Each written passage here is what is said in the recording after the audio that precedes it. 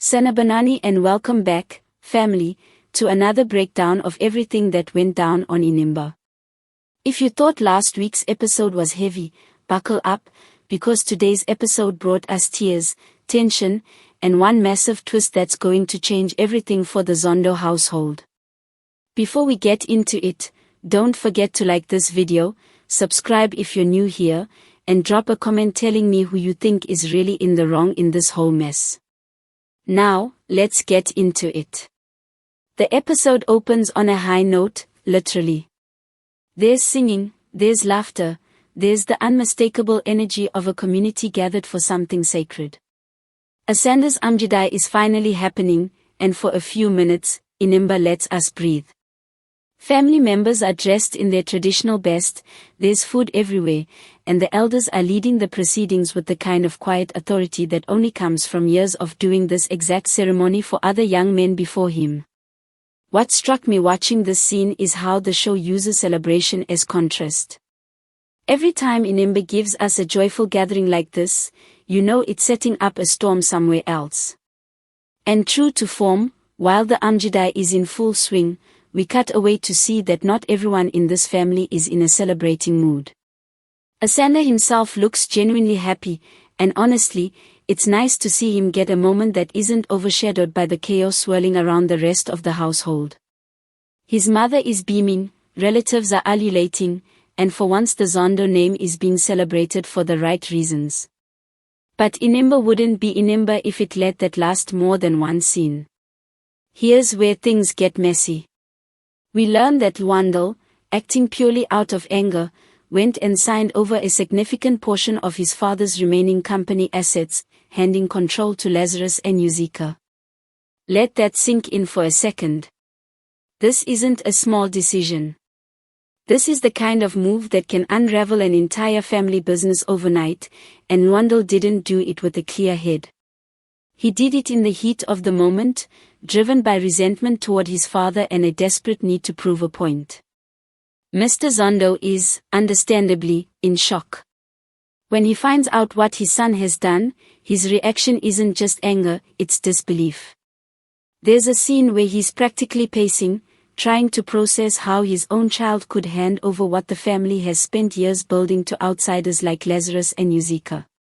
His wife tries to reason with him, reminding him that Wandel has always struggled to think before he acts, but that doesn't make the damage any less real.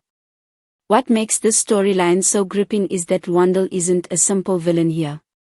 He's clearly been simmering with frustration for a while, frustration about being overlooked, about carrying blame that maybe isn't entirely his, about a family structure that keeps shifting under his feet. But intent doesn't undo consequence, and the consequence here is enormous. Lazarus, sensing the opportunity, wastes no time pressing his advantage.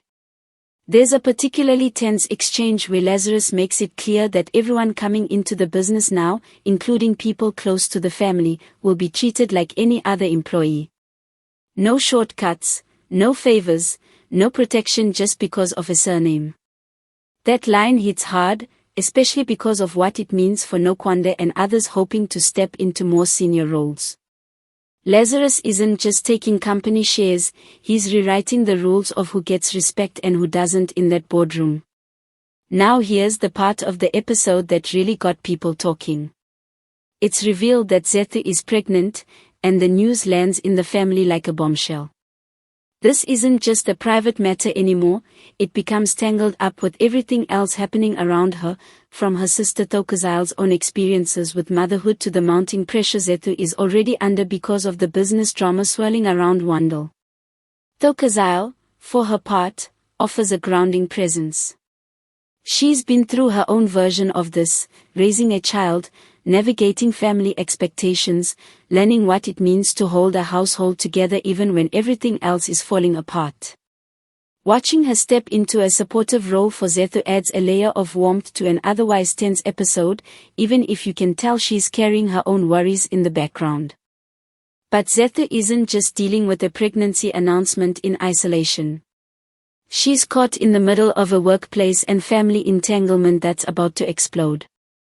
Her partner, Zolani, has his own complicated position in all of this, standing beside her as best he can, but even he can sense that there's a storm brewing that neither of them can fully control. This is where Inimba really flexes its skill for slow burn tension. It turns out someone close to the family has been feeding information to outside parties, essentially acting as a mole within the business. The suspicion lands, at least partially, on Wandel, and the fallout from that suspicion threatens to tear apart friendships that have lasted years. There's a particularly charged scene between Wandel and someone he considers a close friend, where accusations start flying. The friend feels betrayed, believing Wandel has been feeding sensitive information for his own benefit, while Wandel insists he's being unfairly blamed for something bigger than himself. It's the kind of scene that makes you rewind and watch again because the emotional stakes are so high, years of trust unraveling in real time over a handful of accusatory sentences. Adding fuel to this fire is the fact that someone in the picture, a woman with her own ambitions of becoming CIO, has discovered that Wandel is at the center of the leak. This puts her in an incredibly difficult position. Does she protect her own career trajectory by staying quiet, or does she risk everything by exposing what she knows? The show doesn't give us a clean answer yet, but the way it's framed suggests she's leaning toward self-preservation, at least for now, and that decision is clearly going to cost someone. Meanwhile, back at the Zondo household, the emotional toll of everything is becoming visible. There's a heavy scene where family members debate whether to keep the staff in the dark about the ownership changes at the company. The consensus, at least for now, is to hold off on telling everyone, a decision that feels less like strategy and more like a family trying to buy itself time before the walls come crashing down. We also get insight into Lazarus's mindset. He's playing a long game, and it's becoming increasingly clear that his patience is calculated. There's a moment where he all but tells Zondo that documents need to be signed before certain people can even start working at the company, a subtle but pointed reminder of just how much power has shifted into his hands. It's a masterclass in quiet intimidation, delivered without raised voices, which somehow makes it more unsettling than if he'd shouted the whole thing. In a genuinely poignant subplot, the family hosts a graduation celebration, one that's complicated by the absence of Nkamva. Rather than treating the milestone as something to skip over, the family leans into it in a way that's both touching and heartbreaking. Uthi is shown taking photographs and speaking to Nkamva as though he's right there with them, ready to walk across the stage and collect his own achievement.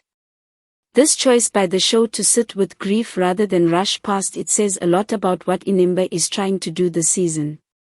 It's not just about business betrayals and boardroom politics, it's about a family trying to hold itself together through loss, memory, and the complicated feelings that come with celebrating milestones a loved one should have been there for. Hlathi watches all of this unfold with visible concern. He's worried that this ritual, however well-intentioned, could do more harm than good for Uthi's mental health, potentially dragging her back into a depressive episode the family has worked hard to help her move past. It's a quiet, heavy storyline that doesn't scream for attention the way the business drama does, but it lingers with you long after the scene ends. Hlathi, ever the head of the household in both title and temperament, makes it clear that he intends to keep a close watch on the situation. His protectiveness is admirable, but there's also a tension in how much control he's trying to exert over everyone's grieving process, a dynamic that feels like it's setting up further conflict down the line. And then, just when the episode seems to be settling into its emotional rhythm, everything shifts. Zethu, already stretched thin by the stress of the pregnancy reveal, the mole accusations swirling around her family, and the general chaos consuming the household, suddenly goes into labor. The pacing here is exactly what you want from a soap opera climax. One moment, the family is caught up in quiet, simmering tension. The next, there's a flurry of movement, someone shouting for a car, someone else grabbing a bag that's clearly been packed and waiting for this exact moment, and Zethu herself trying to stay calm while everyone around her scrambles. What makes this moment land so hard is the timing. Zethu isn't going into labor during a peaceful, prepared moment. She's going into labor in the middle of a family crisis, surrounded by unresolved conflict, unanswered questions about loyalty, and a household that's still reeling from the business fallout. The show uses this contrast beautifully, new life arriving right in the eye of the storm, forcing every character, even the ones locked in bitter disputes, to momentarily set aside their grievances and come together for Zethu. Zolani's reaction is particularly notable. For a character who's often been positioned on the periphery of the bigger family drama, this is his moment to step up, and he does, staying close to Zethu, trying to keep her calm, clearly terrified but doing his best not to show it. Thokozile, too, springs into action, drawing on her own experience to guide the family through what needs to happen next. Even Wandel, caught in the middle of his own mess, pauses. There's a brief but telling look on his face as the news of Zethu's labor spreads through the house, a reminder that beneath all the anger and impulsive decisions, family still means something to him. Whether that's enough to start repairing the damage he's caused is a question the show wisely leaves unanswered for now. So that's where we leave things this episode, a family shaken by betrayal, business ties unraveling, an unresolved storyline around grief and memory, and now, right in the middle of it all, new life on the way. Inimba has a real talent for weaving these threads together so that no single storyline ever feels isolated from the others. The mole subplot, the fallout from Wandel's decision, with his grief, and now Zethu's labor are all connected by the same underlying theme, a family under pressure, trying to figure out who they can actually trust. My honest take. This episode was one of the stronger ones we've had in a while. It balanced the bigger, plot-heavy business drama with smaller, more intimate character moments, the Amjadai celebration, Thokozile's quiet support for her sister, Lathi's concern for Uthi. And then it closed with a gut punch of a cliffhanger that's going to have everyone talking until the next episode airs. I want to hear from you now. Do you think Wandel's decision to sign that contract is something the family can recover from, or has he done irreversible damage?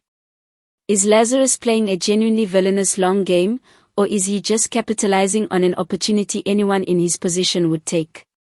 And what do you think Zethu going into labor is going to mean for the already fragile dynamics in that household? Drop your thoughts in the comments below. If you enjoyed this breakdown, make sure you're subscribed so you don't miss next week's review, and I'll catch you all in the next one. Sala Kale, and see you soon.